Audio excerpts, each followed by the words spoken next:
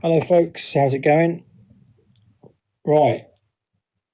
This is a review of a film that I watched last night, and I'm happy to say, unlike some of the films I've watched recently, where I've come on here and I've said, "Oh, it was okay," or "It was really poor," I feel like I've done a lot of that recently, saying that the films were pretty bad. This film that I'm talking about tonight, I thought it was absolutely brilliant. It was absolutely brilliant, and it was called The New Daughter. And it's a film that I heard about this film through the Mike Davis Lovecraftezine on YouTube. It was an episode of that. They were talking about Lovecraftian type films. And yeah, it was just by chance.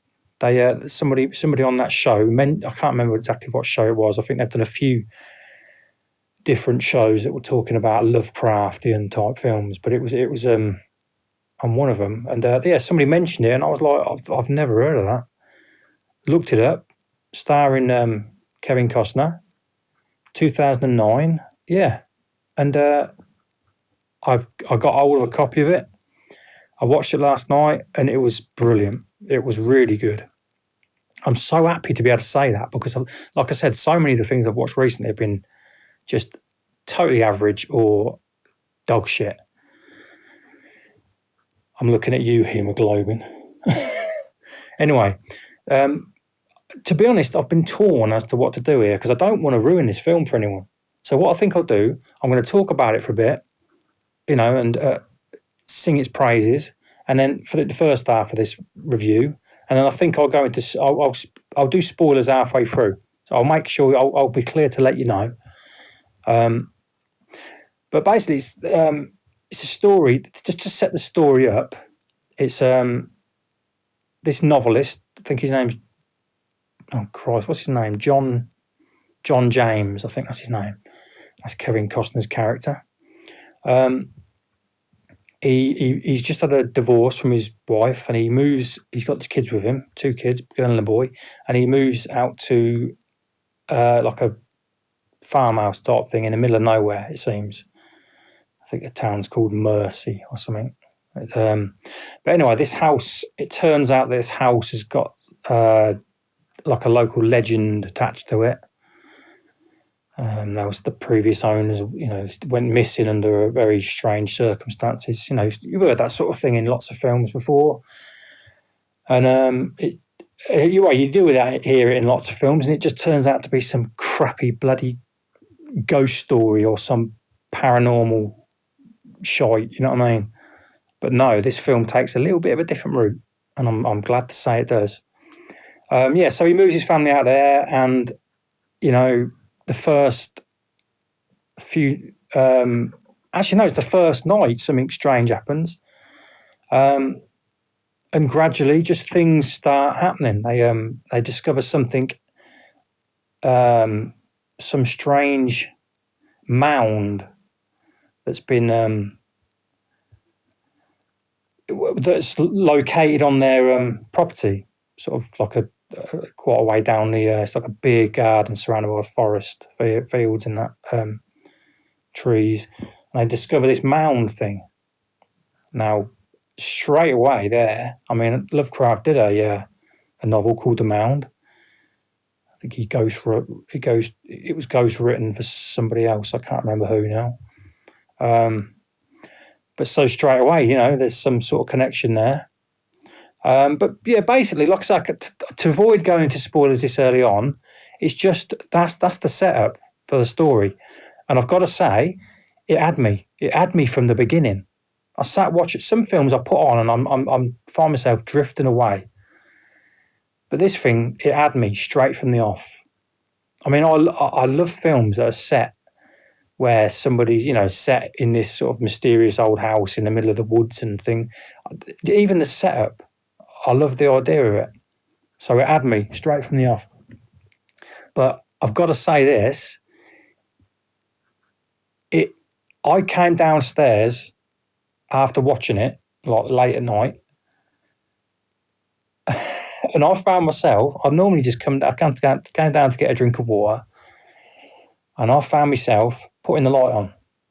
I don't normally do that. I'll just walk straight through the lounge, down the stairs in the dark, straight through the lounge in the dark, just have the light in the kitchen from the light of the fridge or something. But I found myself putting every single light on in every single room that I passed through. Now, that's a great sign, isn't it? I mean, I don't get scared. I don't get scared by films generally anymore. But when you find something that, I wasn't terrified, but it had me on edge. It had me on edge through a lot of it. Some good tension built up and some real fear, you know what I mean? I didn't realise sort of the fear it had sort of instilled in me until, like I said, I come down and I just walked into the dark lounge and I was like, yeah, I think I'm going to stick a light on. You know what I mean? I just got that urge. It was so strange.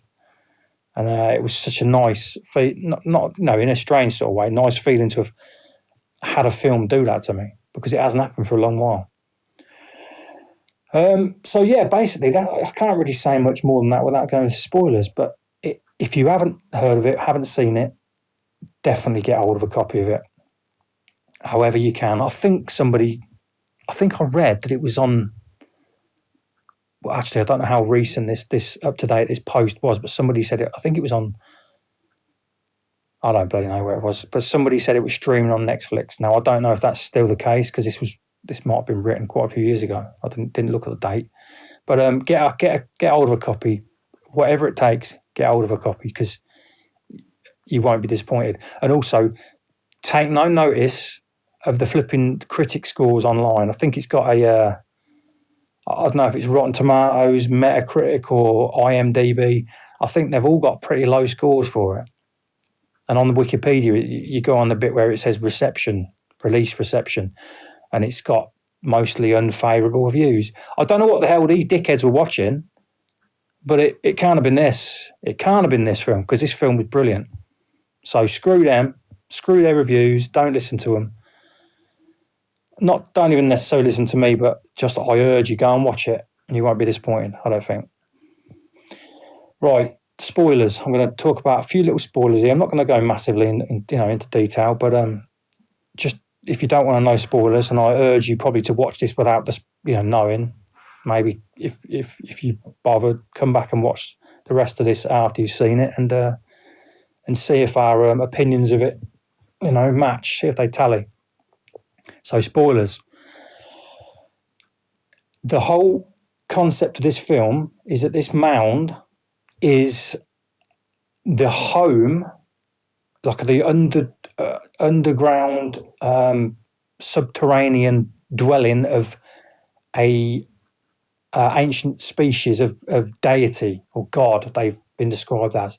And apparently previous ancient civilizations of humankind have worshipped these beings, and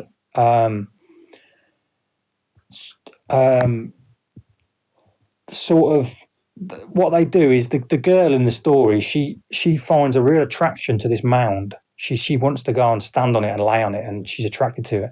And the little boy in the story, the bloke, Kevin Costner's son, he's like got this fear of it. He don't want to go anywhere near it. But the girl, she finds a real attraction to it, and she ends up going out to it.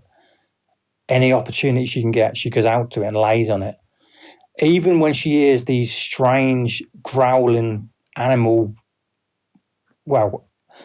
otherworldly type growls and things, noises she hears in the woods around her, it doesn't deter her. And it turns out it's this race of ancient deity things, whatever you call them. They're like all male species, and they in previous generations they've made pacts with the humans, where they share gifts, and these beings share like these sort of small straw doll type creations. And right in the middle of the straw, Kevin Costner finds one of these straws. His daughter's clutching it one night when she's like, he thinks she's sleepwalking, and he opens up this little like black sort of shell thing right buried in within the straw, and this shit me up like hell. This spider, like a live spider, pops out of it. I mean, I hate spiders. I'm terrified of spiders, and I'm sitting there watching this film. As soon as this spider popped up out this creepy little green shell thing, my feet went straight off the floor. I had to pull them up. It scares the shit out of me. Anyway, so yeah, they share these straw doll things, and in return, the humans would offer up one of their females as a host to mate with these deity creatures to keep their bloodline going or whatever. So yeah, the girl she becomes victim to this, and yeah, I'm guessing they've mated with her or whatever.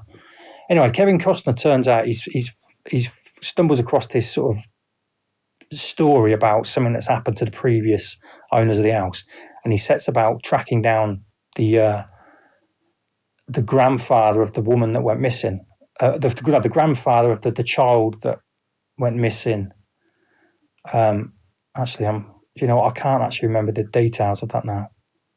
What it was, a grandson or the daughter or what, but anyway, so he tracks this person down, and they have a chat, and he finds out that some strange things went on, and he said that the daughter, it wasn't my granddaughter anymore. She'd changed. And Kevin Costner's sort of pretty alarmed because a lot of this stuff that this old grandfather's telling him, he tallies with exactly what's going on at his house and with his daughter, because she's changing. She's changing in her personality and physically.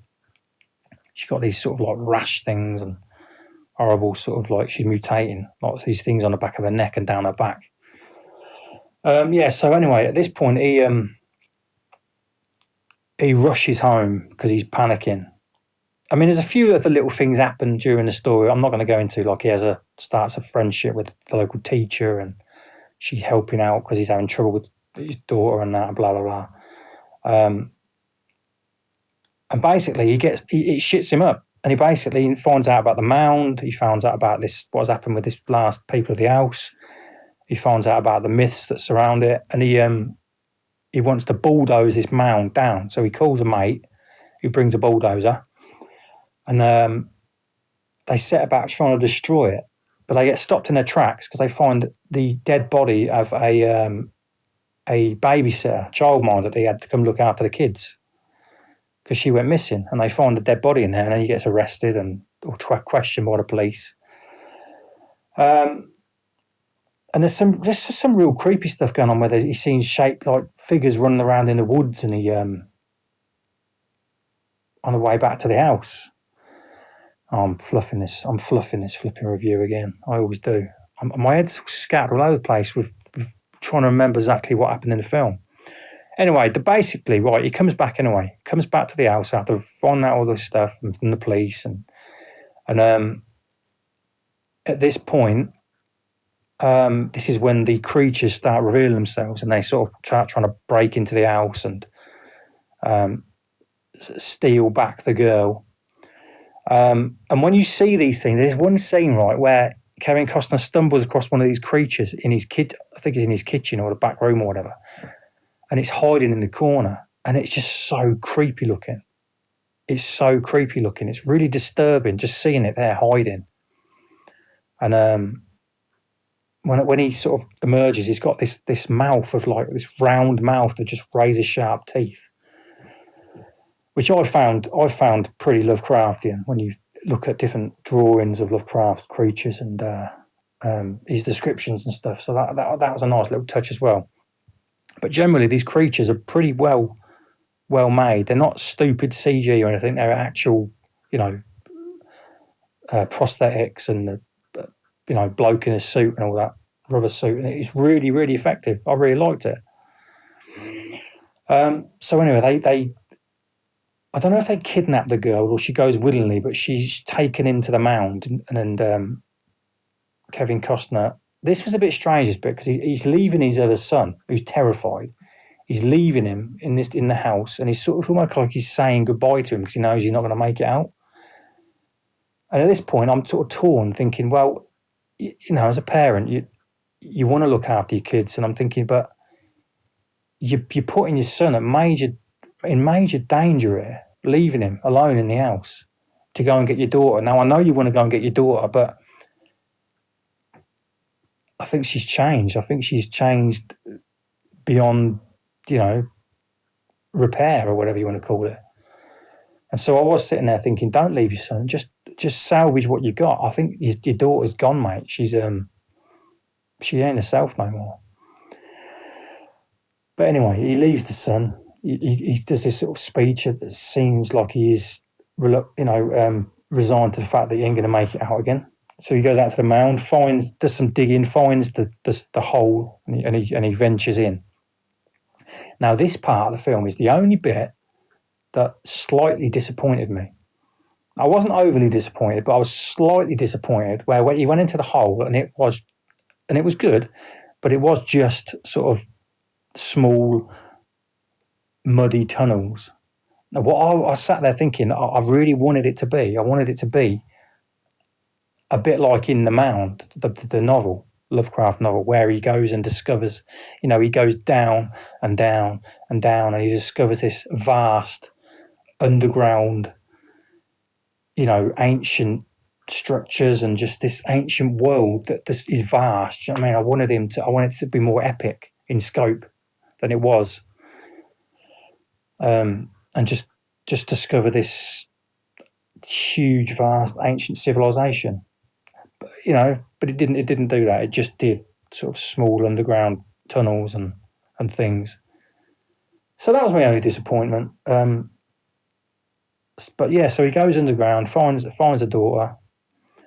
She's sort of laying on this, it's like a nest, sort of, I don't know. Anyway, so there's still parts of her that are like human, like herself, and she sort of talks to him and says, "Please get me out," and blah blah blah. And so he gets her out. They're crawling out the tunnels, and these creatures are sort of behind them, chasing them. Not exactly fast though, because they can only crawl. But so they get out. He gets out, and he'd put these like barrels of gasoline and stuff. Yeah, sorry, I was just checking. I'm still recording. I thought my bloody recorder had gone off. I was rambling on to myself. Yeah, he gets out. They get out, and he pours this gasoline, petrol, I don't know, whatever, chemicals and stuff, all over the mound and at the entrance, and he sticks a barrel in the entrance of the mound so the creatures can't get out. And he's umming and ahhing. He doesn't know what to do because obviously he's standing there with his daughter and that. And eventually his daughter's sort of laying there on the ground, and he's standing there with his flare waiting to drop it on the floor to blow up the mound. And he sees his daughter sort of transforming and changing into one of these creatures. And that's the point where he's like, right, got to do it. And at this point I was thinking, just drop the flare and run. But I don't think he did. He just dropped it and the whole thing went up. And at this point, the son has sort of ventured. The son who was supposed to be sort of safe, tucked away in the house, he's clutching this sort of family photo, like hugging it. And he's walked out to where the mound is, and he's seen it all go up in flames. And because he's holding this family photo, because of the reflection of the glass, you can see when the camera's on him, you can see the reflection of the fire and that from the mound.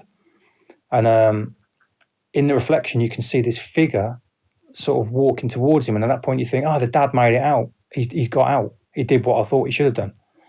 But there's never any confirmation of who it is. And the son sort of says, like, "Daddy," like he doesn't know. He's just asking the question. So it's left up to decide whether it was him or not. The imagination.